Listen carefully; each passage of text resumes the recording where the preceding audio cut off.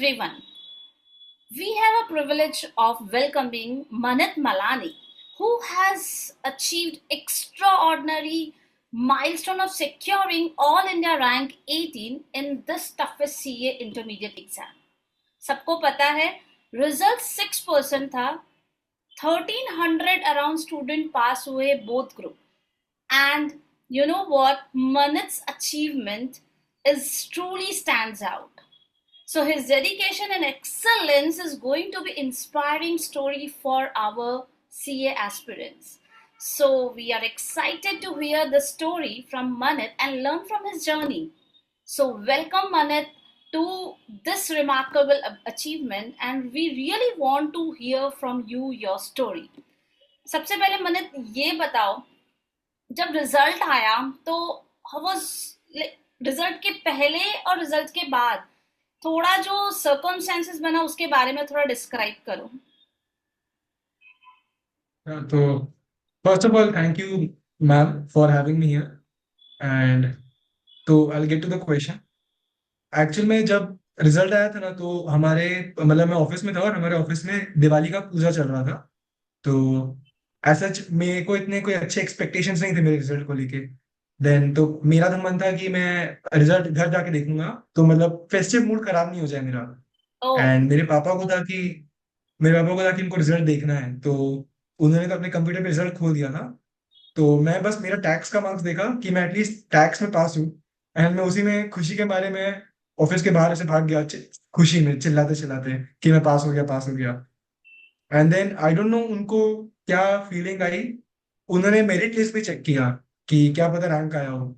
And मेरे को तो था कि भाई मैं तो चेक ही नहीं करता मेरिट लिस्ट. उन्होंने तो चेक कर दिया एंड वो मुझे बुला के बोले कि देख तेरा रैंक आया है. तो उस पॉइंट में मैं तो शॉक हो गया था कि मैंने ऐसा कोई एक्सपेक्टेशन रखा नहीं था. एंड बस मतलब आ गया तो I was very very happy. And then उसका मतलब इमीडिएटली कोई फीलिंग नहीं आया. But towards the end of the day जब लोग के विशेष आने लगे एंड देन न्यूज अगले दिन न्यूज़पेपर आर्टिकल में भी आया तब और लोग के विशेष आने लगे. मतलब आसपास के नेबर्स वगैरह की देखो इसको रिजल्ट इसको रैंक आया है. तो उस समय एक्चुअल में रियलिटी फील हुआ कि भाई अब मेरे को रैंक आया है. okay. तो Okay, that's really great that you have not seen and your father has seen कि भाई रिजल्ट रैंक होल्डर लिस्ट में है.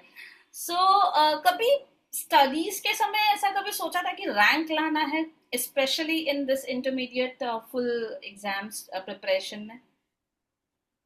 हाँ मतलब एग्जाम के पहले तक तो पढ़ाई ऐसे ही करता था कि मेरे को रैंक लाना है. क्योंकि मतलब हमेशा से मेरे को ऐसी आदत है कि हमेशा रैंक के लिए एम करना है. तो मेरे एफर्ट्स रैंक के लिए एम ही थे. मैं उस हिसाब से एफर्ट्स करता था. बट एक बार जब मैंने एग्जाम लिख दिया तो फिर मैंने रैंक का सोचना छोड़ दिया था. मतलब फिर एक तो मेरा पेपर इतना अच्छा नहीं गया था. जैसे टैक्स का मेरे को काफी डर लग रहा था. तो वो तो था ही. एंड ऊपर से मेरा ये है भी कि जब तक एग्जाम है तब तक आप रैंक के बारे में एफर्ट्स डालो. एग्जाम के बाद मत सोचो. नहीं तो फिर ना अगर सोचते रहता रैंक का और मुझे रैंक नहीं आता तो धड़ाम से नीचे गिर जाता. ओके, तो ऐसा हाँ. So that's great. मतलब एक हमारे लिए टेक अवे है स्पेशली सीए स्टूडेंट्स के लिए कि डेफिनेटली रैंक के बारे में सोचना है while studying not and result. वो प्रिपरेशन उस लेवल का करा है तुमने. सो उससे ही तुम्हारा ये रैंक अचीवमेंट हुआ है अपने आप हुआ है लेकिन प्रिपरेशन उतना हार्ड रखा. So let's come to the point. Like काफी लोगों ने पूछा कि कैसे ये प्रिपरेशन होता है, what would be your strategy actually. क्या टेक्निक या स्ट्रैटेजी और maybe a time management which help you to get this rank, मतलब एक माइंडसेट बोलते हैं वो क्या था मनीत आपका. तो मैं अगर मेरा स्ट्रैटेजी बताऊं तो मतलब ऑब्वियसली सबका स्ट्रैटेजी सबका अलग अलग ही होता है. सबके हिसाब से होता है. तो मेरे सर्कमस्टेंसेस ही ऐसे थे कि मेरे पास 5 मंथ्स था प्रिपरेशन के लिए. I had from April till सितंबर. अप्रैल मेरे को 5 मंथ्स हुए. फिर I have one question. How 5 months मनीत. मतलब सितंबर का वी डिड नो कि सितंबर अटेम्प्ट होने वाला है. ओके एंड मैं मई अटेम्प्ट के लिए एलिजिबल नहीं था बिकॉज मई अटेम्प्ट के लिए मैंने लेट रजिस्टर किया था. ओके तो मैंने अराउंड फेब में थोड़ा सा क्लासेस जाना शुरू किया था. But it was not proper studies क्योंकि मेरे को लगा नवंबर में है तो I have lot of time. 8 months will be more than enough for studying. But during the month of March और अप्रैल हमें ये रूमर आने लगे या कहीं से इन्फॉर्मेशन मिलने लगा कि सितंबर अटेम्प्ट होने वाला है। तो अगर सितंबर अटेम्प्ट होता तो मैं तो उसके लिए एलिजिबल होता ही, मुझे इतना श्योरिटी था। तो Okay. मैं सोचा कि सितंबर अटेम्प्ट के लिए पढ़ना शुरू करते हैं। अगर सितंबर अटेम्प्ट नहीं हुआ तो नवंबर अटेम्प्ट के लिए आई बी बेटर ऑफ। तो हाँ, उस हिसाब yes. से मैंने उस समय शुरू किया था। तो I had 5 months and then हमें मालूम ही है कि इंटर का सिलेबस बहुत वास्ट है, बहुत वास्ट और बहुत डीप भी है। Hmm. तो मेरा है ना सब्जेक्ट से थोड़ा हाथ भी छूट गया था। जैसे अभी अकाउंटिंग वगैरह में तो आपको उस टाइप का फ्लो चाहिए होता है। तो Yes.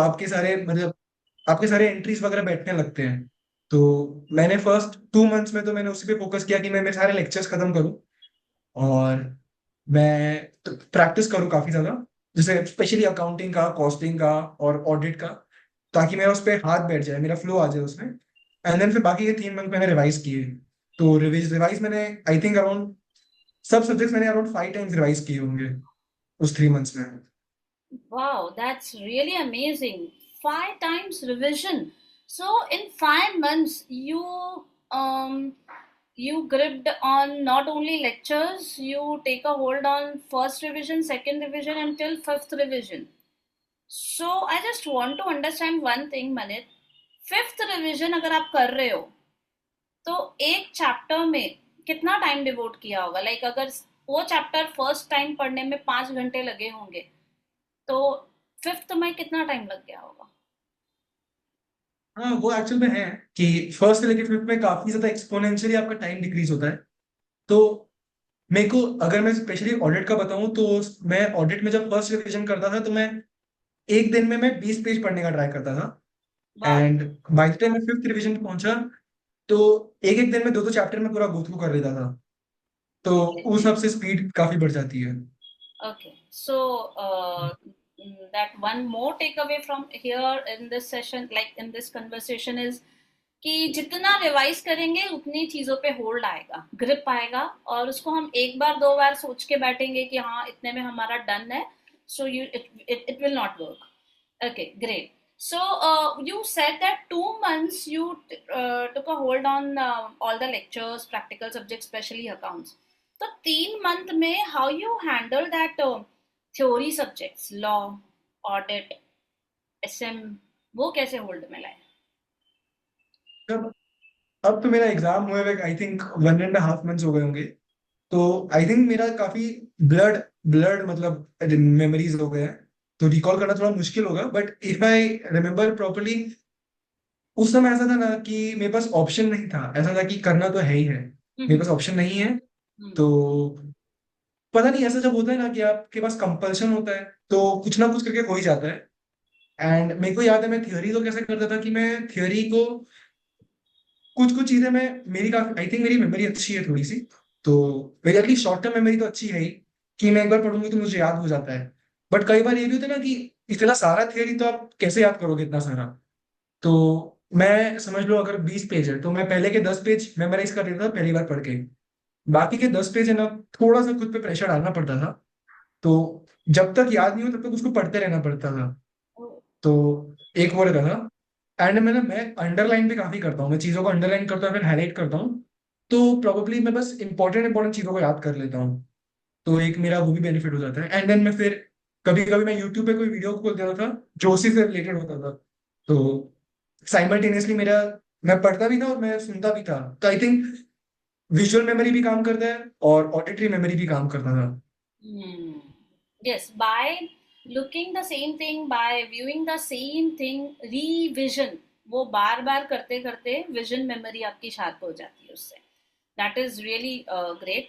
एंड यस, बोर होते हैं तो कभी कभी हमारी सुनने से भी हमारी वो स्किल ब्रश अप हो जाती है पूरी. Great. But like have you make your own notes anywhere any time? मैं मेरे को नोट्स बनाने की आदत तो नहीं है।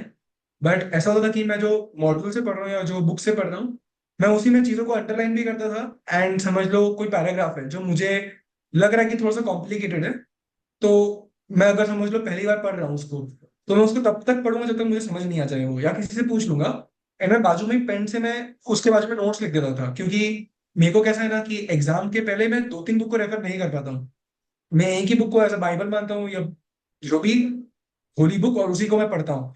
तो मेरे सारे नोट्स, सारे डाउट्स और सारे इंपॉर्टेंट पॉइंट्स, या प्रिपरेशन की कोई भी टिप सजेशन या कुछ भी हो, या समझ लो कई बार तो मैं उसमें ये भी लिखता था कि for this call this person, for this concept call this person, तो वो भी मैं उसी बुक में लिख देता था। तो एक ही जगह पे मेरे सारे नोट्स आ गए। Okay, I am stuck somewhere. What you have spoken right now is एक ही बुक है, वही होली बुक है। अब मुझे ये बताओ, what how you will categorise, आप किसको मेन बुक समझे थे, और बाकी इतने बुक मार्केट में है जिससे स्टूडेंट्स कंफ्यूज होते हैं। Even many times students do ask me, but what was your main book and holy book that you have followed and you tried to take a grip on it? मैंने मतलब majorly सबके लिए मैंने तो module ही prefer किया था, सबके लिए ऑलमोस्ट। बट एक था बस जीएसटी के लिए, मैंने मैंने मेरे लोकल एरिया में मैंने क्लासेस लिए थे, रवि चौसरिया करके, एंड देन उनका जो बुक मिला था मैंने बस जीएसटी के लिए और इनकम टैक्स के लिए Okay, उनकी बुक रेफर की थी। बाकी सब में मेरा मेन बुक मॉड्यूल ही था जो आईसीआई देता है। so this is again one important point to be noted by all the CA students who are listening this, is basically yes, module is everything, whatever given by ICI institute is important. So what do you feel like, अभी पूरे exam दिया तुमने, पूरे exam के papers लिखे, you got a good rank also.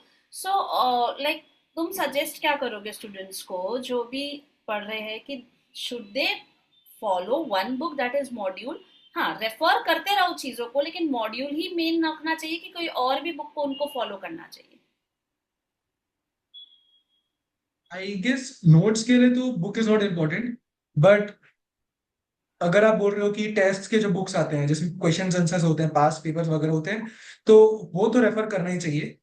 Probably आप जब पढ़ रहे हो तो साथ साथ में क्वेश्चन आंसर्स भी देख के, अगर कोई इंपॉर्टेंट क्वेश्चन है तो उसे मॉड्यूल में लिख दो, या मॉड्यूल या जो भी आपकी बुक है। तो ओके, इफ इफ आप वो मीन कर रहे हो तो उस हिसाब से मेरा ही आंसर है। हाँ, so basically refer everything and compile in one place so that उसी हम्म। को बार बार हम देखते रहे। Great. So, yes, great going, Manat. Thank you for so much inputs for everybody who is going to listen this. So now one more question to you is like, everybody gets stressed. Everybody is under pressure when this type of competitive exams comes into, especially the CA, inter, final, and all. So, what is basically your motivation? What helps you to achieve this pressure? How to handle this pressure? What comes? How you do this basically? कैसे manage होता था वो चीज? मेरे मेरे को stress का इतना problem till the date of exam मेरे को इतना नहीं हुआ। मेरे को ज्यादातर स्ट्रेस तो एग्जाम के ड्यूरिंग ही हुआ। एंड आई गेस वो इसलिए हुआ ना बिकॉज मैं जब भी पढ़ता था, समझ लो, जब भी मैं कोई एफर्ट डालता था तो मैं उसके पहले प्लानिंग कर ही लेता था। जैसे मैं पहले जब 2 महीने मैंने सिलेबस कवर करने का ट्राई किया, तो मैंने वो 2 महीने का प्लानिंग करके रखा था कि 2 महीने में कब कब मैं कौन सा सब्जेक्ट या कौन सा चैप्टर कर लूंगा। हम्म। एंड मैं एक बार प्लान बनाता तो प्लान बनाते हुए बहुत दिमाग लगाता था, मैं बहुत सारे लोगों को कंसल्ट करता था, मैंने आपको भी कंसल्ट किया ही था। एंड सबकी मैं स्ट्रेटेजीज लेके जो मेरे को कंफर्टेबल लगता था मैं उसी पे वो बना दिया एक बार मैंने प्लान, तो आई गेस उससे मैं ज्यादा अच्छा नहीं था। मैंने एक बार प्लान बना दिया, उससे स्टिक करना है। एंड हाँ, बीच में कभी कभी डाउट होता था कि भाई मेरा प्लान सही है कि नहीं है, भाई ये काम करेगा कि नहीं करेगा, बट मोरलेस ऐसा था कि अपने आप को बोलना पड़ता था कि भाई ओवर थिंकिंग नहीं करना है, बस प्लान पे स्टिक करना है। एंड बस अब सोच लिया तो बस करना ही है उस पे। अब ज्यादा मैं और 2-3 चीजें करने जाऊंगा तो प्रोबेबली मैं कंफ्यूज भी होऊंगा, और मेरे जो अभी तक एफर्ट्स लगाए हैं वो भी वेस्ट जा सकते हैं। तो हम्म। प्लान से मैं स्टिक रहता था। दूसरा चीज ये भी था कि मैं जब मैं कुछ पढ़ रहा था तो मैं बहुत ज्यादा फोकस करके कॉन्सेप्ट क्लैरिटी पे ज्यादा फोकस जाता था। तो एज सच मुझे ये तो था ही, इतना कॉन्फिडेंस तो आ ही जाता है कि कोई भी गूगली क्वेश्चन भी आएगा आईसीआई की तरफ से तो मेरा कॉन्सेप्ट तो क्लियर है। तो भले ही मुझे एग्जैक्ट आंसर तो नहीं आए, बट मैं उसके आसपास, मैं अगर मैं डार्ट फेंक भी रहा हूँ या मैं कोई एरो मार भी रहा हूँ, तो भले ही बुलजाई पे नहीं पड़े बट एटलीस्ट टारगेट पे तो पड़ ही जाए कहीं ना कहीं। ओके। मेरा कॉन्सेप्ट क्लैरिटी का वो हेल्प मेरे को, वो कॉन्फिडेंस देता था मेरे को। And during the time of exams मैं म्यूजिक सुनता था जब मेरे ओके। को स्ट्रेस होता था। Okay, okay, great, great. So the two major points that you have discussed is first, plan बनाओ, स्टिक रहो, ज्यादा दूर की मत सोचो, उसको कंप्लीट करने में लगो, एंड प्लान में अच्छा टाइम डिवोट करो, because once a plan is ready you can work out. That's great. And second most important thing you said is कि स्ट्रेस मैनेजमेंट, और अभी एक और चीज बोला था कि one more thing you have added here in your this part, concept clarity. concept clarity. And now this is most important for everybody, whether the student is into foundation, inter or final. I heard that everybody is like happy कि हाँ 30 mark का MCQ है, हम तो crack कर लेंगे, लेकिन मुझे लगता है यही एक एक टफेस्ट चीज इंस्टीट्यूट ने हम स्टूडेंट्स को दिया, मतलब आप स्टूडेंट्स को दिया है। 30 मार्क दिखने के लिए इजी है, लेकिन वहां अगर कॉन्सेप्ट क्लैरिटी नहीं रहा तो वो क्रैक ही नहीं हो सकता है। So I think this is the most important thing कि कंसेप्ट क्लैरिटी करना इंपॉर्टेंट है रादर देन कि जस्ट उसको ऊपर ऊपर से पढ़ना। Thanks, very nice. नाउ देखो, स्ट्रेस तो सबको होता है, और वो स्पेशली जो 1.5 days मिलते हैं स्टडीज के लिए। So basically how you manage that, handle that 1.5 days, and second question is how you handle that 3 hours of stressful area. So ये 1.5 days एग्जाम के पहले कैसे मैनेज किया, हर पेपर को एक शॉर्ट में बताए थे। मेरे को ये तो मालूम था कि वो 1.5 days काफी क्रूशियल है, बिकॉज मैंने आपको बताया मेरी शॉर्ट टर्म मेमोरी काफी अच्छी है, प्रॉब्ली लॉन्ग टर्म मेमोरी मेरी इतनी अच्छी नहीं है, या लॉन्ग टर्म मेमोरी में मैं डिटेल्स रिकॉल नहीं कर पाता हूँ, कॉन्सेप्ट्स रिकॉल कर पाता हूँ। तो मतलब जब से मैंने रिवीजन शुरू किया था वो 3 months का, तो मेरा एफर्ट्स इसी पे था कि मैं एग्जाम के लिए नहीं पढ़ रहा हूँ, मैं वो 1.5 days के लिए पढ़ रहा हूँ। तो आई वॉज प्रिपेयरिंग कि उस हिसाब से कि वो 1.5 days में मुझे, मैं उस हिसाब से नोट्स बनाता था, उस हिसाब से अंडरलाइन करता था कि 1.5 days में मुझे क्या काम आएगा। तो I was optimising that 1.5 days। And फिर जब वो 1.5 days, उसका मैंने प्लानिंग कैसा किया था कि मुझे आर बाय आर मालूम था कि मुझे 1.5 days में क्या करना है, मैंने एक्सेल शीट बनाई हुई थी, तो उसी को फॉलो करना था। हाँ कई बार मतलब ऐसा होता था कि कई बार समझ लो उस समय ना नींद काफी कम मिलती है वो 1.5 days में। हम लोग मतलब जैसे मेरा तो, मैंने एट मोस्ट एनी डे मैंने 4 घंटा सोया होगा। ओह, तो कई बार ऐसा होता था कि थोड़ा सा कभी कभी मेरा एफिशिएंसी डाउन चले जाता था कोई कोई यार में, तो कभी कभी थोड़ा उसमें फ्लेक्सिबिलिटी तो करना ही पड़ता 1.5 days में, बट मैंने उसकी मेटिकुलस प्लानिंग की थी। एंड तो मेरा उस हिसाब से मैंने 1.5 days प्लान किया हुआ था। और उस समय प्रेशर के लिए ना ऐसा था कि समझ लो कभी कोई पेपर अच्छा नहीं गया या काफी नींद आ रही होती थी ना, तो मैं एक्चुअली मेरी मम्मी के पास जाके उनसे हेड मसाज करवा लेता था, तो वो काफी रिलीविंग रहता था मेरे लिए। that is the तो best ऐसा था। therapy actually.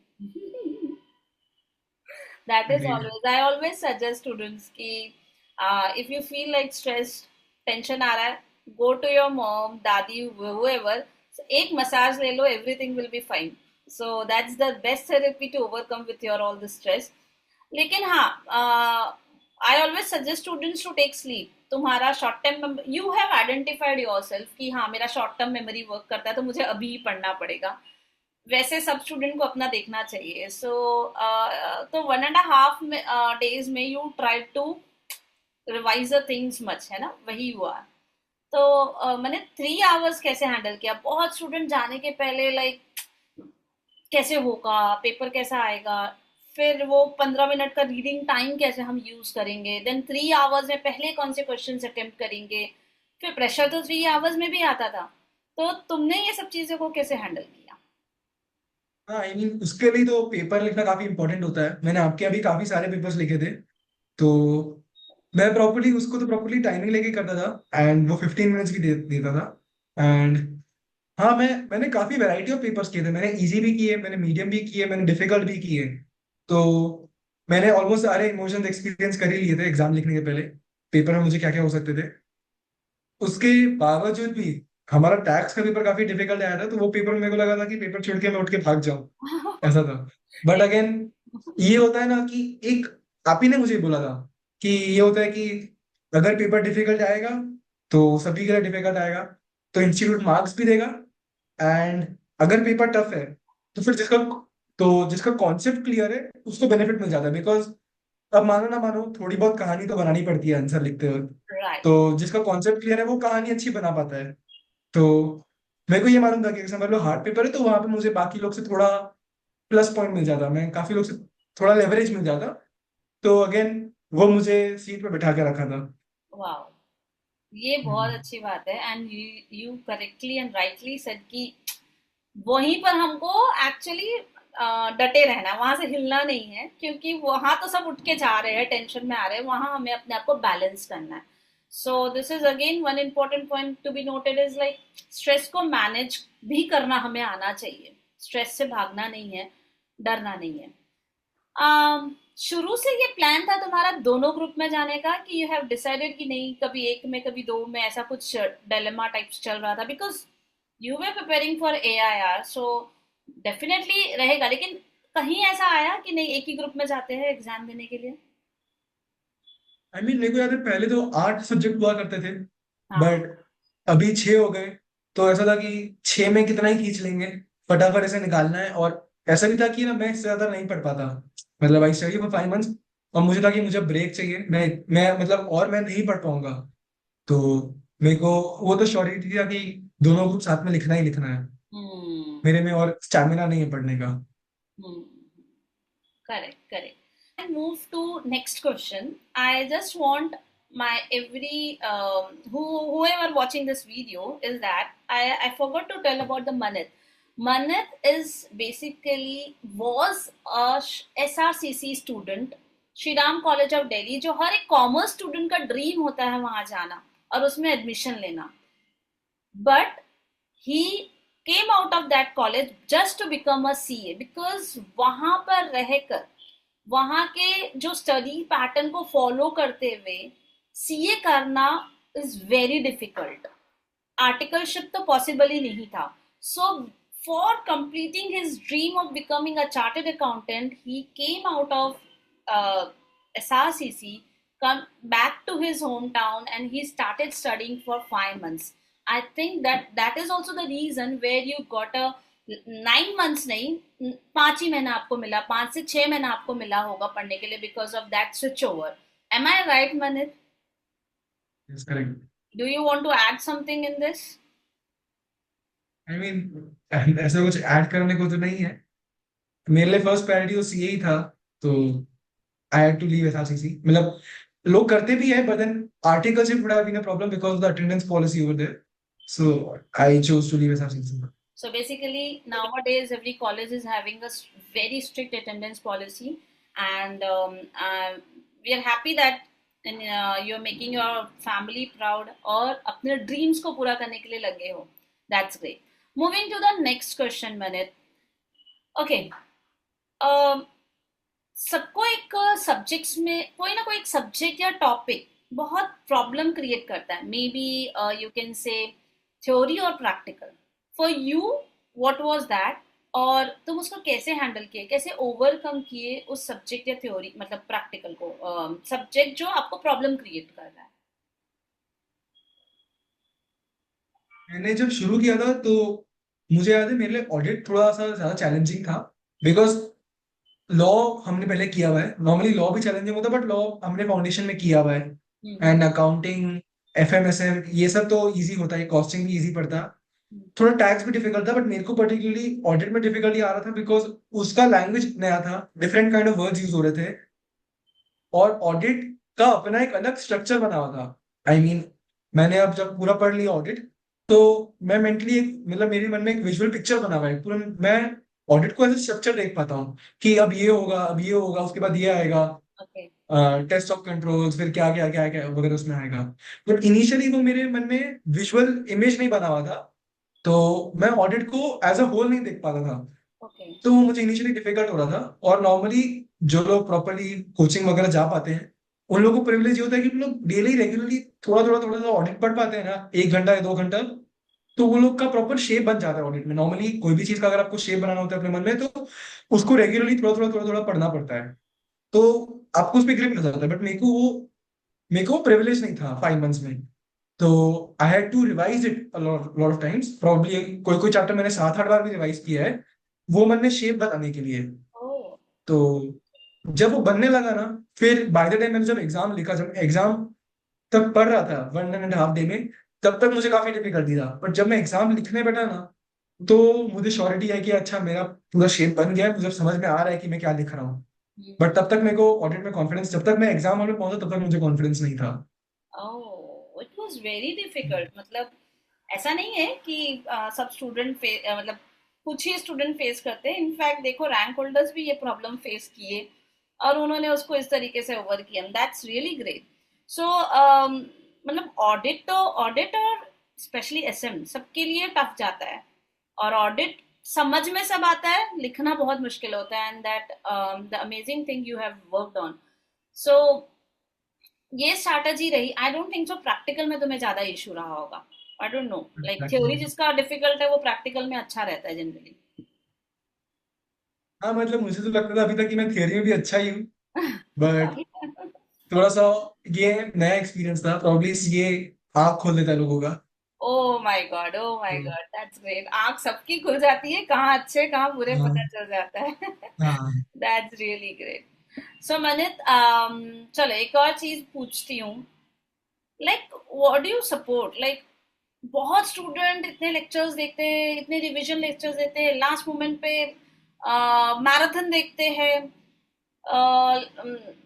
और इनको लाइक सेल्फ स्टडी नहीं करते हैं और बहुत सारी चीजें सुनने में ही बिलीव करते हैं। What do you feel like? तुम कैसे करे? Is it like you taken any mentorship guidance, और या तुम्हें कोई स्टडी ग्रुप मिला था, या कोई फ्रेंड्स थे, या फिर कोई ऐसी चीज जो तुम खुद ही अपने आप एक नया एक्सप्लोर करके लाए थे? ऐसा कुछ किया?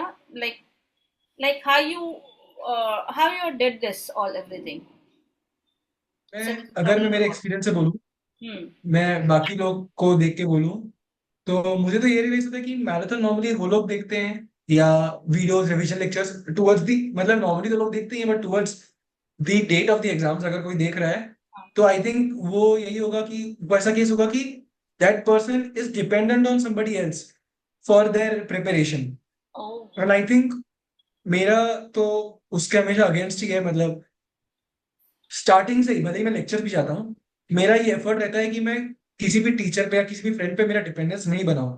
तो अगर लेक्चर अभी कोई टीचर को एक सम सॉल्व कर रहा होता था, तो मेरा ये गोल रहता था कि मुझे हमेशा 2 क्वेश्चन आगे ही चलना है। एंड अगर सर वो सम सॉल्व कर देते हैं तो मैं मेरा बस आंसर मैच कर देता था। तो मैं कॉन्शियस एफर्ट डालता था कि मैं मेरे प्रिपरेशन में इंडिपेंडेंस मेंटेन करूं। तो वो मुझे काफी हेल्प रहता था, बिकॉज अब मेरे को फिर मेरी प्लानिंग अपने हिसाब से हो जाती थी। एंड कभी कभी कभी है ना एडजस्टमेंट्स करना पड़ता था मेरे को एंड मोमेंट पे, तो मैं आसानी से कर पाता था कि समझ लो एंड मोमेंट मुझे लग रहा है कि भाई मैं वो रिकॉल नहीं कर पा रहा हूँ या कुछ रिकॉल नहीं कर पा रहा हूँ, तो मैं सबसे मेरा स्टडी टाइम को अडेप्ट कर लेता था। अगर मैं उसी समय मैराथन कर रहा होता, तो वो लोग जो फ्लो में पढ़ा रहे हैं उसी फ्लो में मेरे को जाना पड़ता। ओह। एंड अग्री लोगों को करना पड़ता है, बट मैं बोलूंगा अगर किसी को भी कोई भी अगर प्रिपरेशन शुरू कर रहा है, तो कॉन्शियस एफर्ट इसी में डाले कि वो अपना किसी पे डिपेंडेंस नहीं बनने दे। सो मुझे लगता है यहाँ सेल्फ बिलीव और सेल्फ स्टडी वाला हमें हम्म। फंडा अपनाना चाहिए। That's great. हाँ, मतलब हमें अपने पे ट्रस्ट रखना है, हमें अपने ही ब्रेन को शार्प करना है, दूसरे के ब्रेन से वर्क नहीं करना है। I think same funda applies to everybody. Very personal question. What about social media? उसको कितना हैंडल किया? दिन के कितने घंटे देखते थे? What about distraction, friends, girlfriends, ये सब तुमको कुछ प्रॉब्लम क्रिएट किए ड्यूरिंग योर स्टडीज? वो तो मैं श्योर था फर्स्ट के 5 मंथ्स में कि डिस्ट्रैक्शन तो मैं रख ही नहीं सकता। तो मैंने सोशल मीडिया डिलीट, मैंने मेरा स्मार्टफोन ही बंद कर दिया एक था मिनट, मेरे एक डब्बे फोन पे। मिनट, डिस्ट्रैक्शन रख नहीं सकता मतलब? मतलब मेरे को मालूम है बस 5 मंथ्स काफी लिमिटेड टाइम है, और मेरे को एआर के लिए एम भी करना है। लोग मैनेज कर पाते हैं, मेरे को मालूम है मैं नहीं कर पाता मैनेज। मैं प्रेटी क्लियर हूँ उसके बारे में कि मैं नहीं कर पाऊंगा मैनेज, मैं बहुत जल्दी डिस्ट्रैक्ट हो जाता हूँ। तो मैंने मेरा स्मार्टफोन बंद कर दिया था। एंड मेरा जो नया रूम है, मतलब मैंने मेरा रूम को भी हिसाब से बनवाया कि मेरा रूम को हिसाब से अरेंज कर दिया कि मैं काफी लकी भी हूँ कि मेरे को खुद का रूम मिलता है पढ़ने के लिए, लोगों का नहीं मिलता, बट तो मैंने इसको हिसाब से बनाया कि मेरे रूम में बस स्टेशनरी का सामान है, एक टेबल है और एक बेड है, एंड एक व्हाइट बोर्ड है। तो व्हाइट बोर्ड में मेरे गोल्स लिखता था या नोट बना के रखता था। तो बस लिमिटेड चीजें थी मेरे रूम में भी। और बाकी सोशल इंटरेक्शन तो बिल्कुल था ही नहीं मेरा। मैं बस मेरे घर पे रहता था। ये था कि सोशल इंटरेक्शन लोगों को चाहिए तो होता ही है। तो अब जैसे मेरी फैमिली का मतलब कोई बाहर बैठा हुआ है अगर हॉल में या कहीं पे, तो मेरे को वहां पे जाके बैठ के सुनने लग जाता था। और उतना तो मेरे को करना ही है, मेरे को थोड़ा रहता है, मुझे सोशल इंटरेक्शन चाहिए। तो ओके. मैंने अगर बाहर बंद कर दिया तो मुझे घर में मैं सब में पार्ट लेता हूँ अच्छे से। Oh, so basically minimalistic person. And secondly, तुमने सोशल मीडिया बंद किया इसीलिए तो पर्सनल जो नॉर्मल सोशल जो घर में लोग हैं उनसे इंटरेक्ट कर पाए. नहीं तो वो जो हाँ। टाइम जो प्रेशियस टाइम है वो लोग सोशल मीडिया में निकाल देते हैं.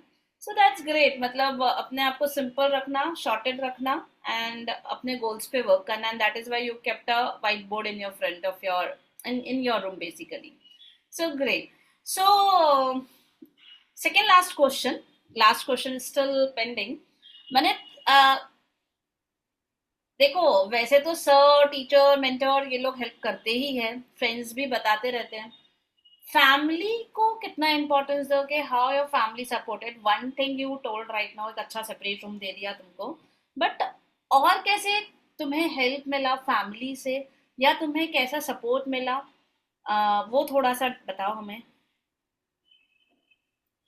मैं काफी लकी हूँ इस मामले में कि मतलब मेरे फैमिली में ऑलमोस्ट सभी सीए है। और मेरे कजिन में जो लोग सीए नहीं है वो लोग सीए के लिए प्रिपेयर कर रहे हैं। तो मेरे को एनवायरनमेंट ही ऐसा मिला है कि आए जाए मुझे सब लोग टिप्स देके चले जाते हैं। तो मेरे को वो बेनिफिट मिल जाता है। हाँ, मेरे मम्मी पापा काफी अंडरस्टैंडिंग भी है। तो बोथ वो आर लोग सीए मतलब राइट? कभी कभी मैं, बोथ आर सीए राइट? हाँ बहुत आर सीए, हाँ। ओके. तो वो लोग काफी अंडरस्टैंडिंग भी है, तो मैं काफी कभी पेपर में अच्छे से परफॉर्म नहीं करता था। तो वो लोग मुझे डांटते तो नहीं थे, वो लोग बोलते थे कि ठीक है, पेपर ही है ना, ये टेस्ट प्रैक्टिस पेपर ही है ना, एक और लिख देंगे, ऐसा कुछ वगैरह होता था। एंड आप भी मेरी बुआ ही लगती हो, तो यस. आपसे भी लकी मुझे वन. काफी मतलब आपको, हाँ। I am lucky one. तो मैं आपको भी काफी बार तो कॉल करता ही था कि बुआ मतलब मेरा ये पेपर मैंने लिखा है, मेरे को लिख पेपर तो मैं लिख देता हूँ, मेरे को चेक करवाना है, चेक भी कर देते थे आप वगैरह। एंड फिर मेरे को मेरे दादा दादी से भी मिला। मेरे दादा दादी काफी ध्यान रखते थे मेरा, मतलब मम्मी पापा लोग तो ऑफिस जाते थे, तो वो लोग घर पे रहते थे, तो वो लोग देखते थे ये पढ़ रहा है क्या, इसको कुछ भी चाहिए तो खाने का मेरे सामान टाइम से आ जाता था। और मुझे मुझे काफी बबल में रखे। अगेन काफी प्रिविलेज हूँ उस मामले में, बट हाँ, तो वो मेरे को बेनिफिट मिला। एंड बस फैमिली ही नहीं बोलूंगा मैं, where credit given where it's due. मेरे जो सर थे, रवि सर, जिनके हमने कोचिंग लिया, तो उन्होंने भी काफी ज्यादा हेल्प किया ही था। ऐसा था कि है ना, मैं खुद से प्रिपेयर करता था तो मैं ना क्वेश्चंस किससे पूछता। तो मेरे ऐसे फ्रेंड्स भी नहीं थे जो लोग सितंबर अटेम्प्ट दे रहे थे।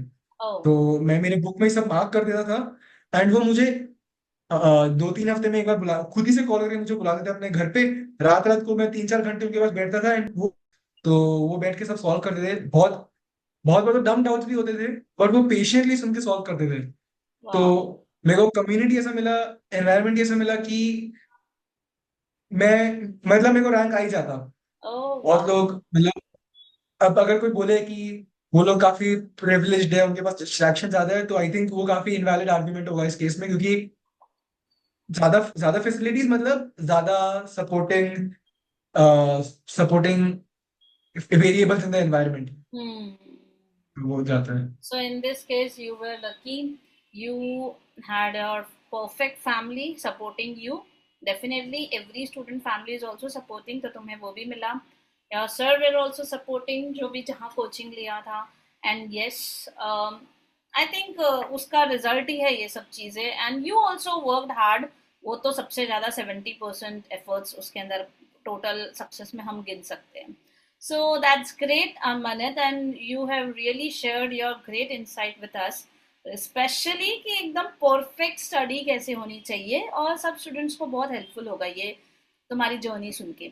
सो लास्ट क्वेश्चन नहीं, एक last, you can you can say what advice basically you will give to all the CA aspirants जो अभी नेक्स्ट अटेम्प्ट में बैठने वाले हैं, या तो उनको अटेम्प्ट लगा है या फ्रेशर हुए, जिनके लिए भी, और उनको क्या एडवाइस देना चाहोगे? तो how should they go for their prep and how to achieve their success? Maybe AIR कैसे ला सकते हैं वो भी थोड़ा आप बता सकते हो. आई गेस मैं उनको ये बोलना, मतलब ये टिप दे सकता हूँ। मैं मतलब आई don't know how well qualified I am, but मैं तो ये बोलना चाहूंगा कि आपका जो रिजल्ट है, that is not merely an outcome of your immediate efforts, but it is outcome of the accumulated efforts of all your past events या past efforts. So you are talking about मतलब accounting language, past event and all. so हाँ so basically you're saying consistent जो चल रहा है उसी का result आने वाला है. हाँ, आई मीन हाँ, आप जो एफर्ट्स डाल रहे हो वो एड ऑन होते हैं, Add. एक वो है। अब उसका मतलब के हिसाब से मैं इंटरप्रेट करना चाहिए कि मैंने जो 5 महीने भी मैंने प्रिपेयर किए थे, तो मैंने जब भी एफर्ट डाला है, तो मैंने एफर्ट पास होने के हिसाब से डाला ही नहीं था, मैंने रैंक के हिसाब से ही डाला था। मैं थोड़ा भी पढ़ रहा हूँ तो मैं ऐसा नहीं कि चलो इसको कल पढ़ लूंगा या सब, हाँ एक बार पढ़ लिया जाने दो। मुझे पहले से ही क्लियर था कि मुझे रैंक के लिए एम करना है। तो मैं उसको जब पढ़ता था तो मैं एकदम ऐसे पढ़ता था कि मेरे को पूरा क्लियर हो जाए। तो Hmm. एफर्ट्स, अब आप, मैंने आपके यहाँ पेपर्स भी लिखे थे, तो आपको मालूम ही है कि मैंने पेपर्स के हिसाब से लिखे थे, मतलब पेपर में ऐसे लिखता था कि मैं एग्जाम का पेपर लिख रहा हूँ। तो आई गेस कई बार लोग बोलेंगे कि अभी इतना एफर्ट डालने का फायदा क्या है, अभी अभी क्या ही रिजल्ट, मतलब अभी इसका कोई आउटकम तो नहीं आने वाला है। बट अगर आपको पास होना है तो आई थिंक वो आर्ग्यूमेंट सबसाइड करेगा। बट अगर आपको रैंक लाना है तो थ्रू आउट द प्रिपरेशन, आपका प्रिपरेशन में हर जगह ऐसा दिखना चाहिए कि ये बंदा रैंक ही लाएगा। Oh. तो मतलब ऐसा हो गया था कि एग्जाम के बाद तो मेरे को विश्वास नहीं था कि मैं रैंक ला पाऊंगा, बट आप लोग को ज्यादा विश्वास था, आपको, मेरे रवि सर को, कि मैं रैंक ला पाऊंगा। और मेरे जो आसपास मेरे दोस्त लोग थे, जो लोग अलग नवंबर अटेम्प्ट वाले वगैरह थे, जनवरी अटेम्प्ट वाले, उनको लगता था कि हाँ ये तो रैंक लाएगा ही लाएगा। Hmm. तो पहले लगेगा कि वेस्टफुल एफर्ट्स है, बट उसका जो कंपाउंडिंग इफेक्ट है वो रिजल्ट के बाद ही मालूम पड़ता है। Basically, yes, I have seen your paper. मैं खुद भी like when you called me और said कि मुझे है ना राइट नहीं चाहिए, मुझे क्रिटिसाइज करके दो कहाँ मैं रॉन्ग जा रहा हूँ. And it was very difficult for any teacher to decide कि भाई कहाँ रॉन्ग जा रहा है. राइट तो जल्दी जल्दी मिल जाता है, तो रॉन्ग कहाँ जा रहा है वो करने के लिए मुझे बहुत टाइम लगता था. एंड मैं जितना भी लिखूं तो क्या लिखूं, क्योंकि तुम्हारा पेपर ही एकदम स्ट्रेट फॉरवर्ड जो चाहिए वो मिल रहा था. Then to you use to say कि नहीं, मुझे तो रॉन्ग वाला पार्ट बताओ कहाँ है. And it was very difficult for any teacher to find out इतना अच्छा पेपर लिखने का. तो I appreciate, I have seen your paper. तो यस, तो मतलब जो इसमें मैं यही चीज बोलूंगी, तुमने ये जो किया है वो ये सोच के किया है, जो भी काम करो वो अपना 100% दे के करो, उसमें कोई शॉर्टकट मत करो, चाहे वो अभी के लिए हो चाहे फ्यूचर के लिए हो. सो दिस मीन्स आज भी अगर हम कुछ काम कर रहे हैं तो उसको ऊपर टाइम पास मत करो. आज अपना पेपर लिखना है, चाहे वो कोई भी जगह पे आप टेस्ट सीरीज लिए हो, कहीं भी कुछ पढ़ रहे हो, तो गिव योर 100% एंड गो है. तो आई थिंक यही एक बहुत अच्छी बात है. और इसी से हम यू कैन से this is something atomic habit जैसा हम बोल सकते हैं, जो 1% इम्प्रूवमेंट इन एवरीथिंग, धीरे धीरे धीरे करके ये हमारा 1% बन जाता है more than 200 300%. So this is the great thing that you have shared. और ये इनफैक्ट मेरे लिए भी बहुत बेनिफिशियल है. Whatever you do it more more more perfectly. So मैंने really love to have this session with you. ये बहुत ही अच्छा सेशन, काफ़ी देर से रिकॉर्ड हुआ बिकॉज ऑफ मी, बट बहुत ही अच्छा सेशन रहा और बहुत इंसाइटफुल रहा, आप इसको बोल सकते हो. So anything you want to share or we are done, our question is done. So anything you want to share or you want to discuss? I guess we are done, मैंने मेरे को जो बोलना था मैंने बोल ही दिया। Great. So, very best of luck, Manit, and still your journey is on. We are looking forward कि इस बार भी बहुत अच्छा है. I still don't think कि रैंक और वो सब, हमारा एफर्ट्स उतना ही 100% लगता रहे हर चीज में. So thank you, Manit. Thank you for this session. We will come you. I hope मैं next finals में तुम्हारा इंटरव्यू वापस से लूँ.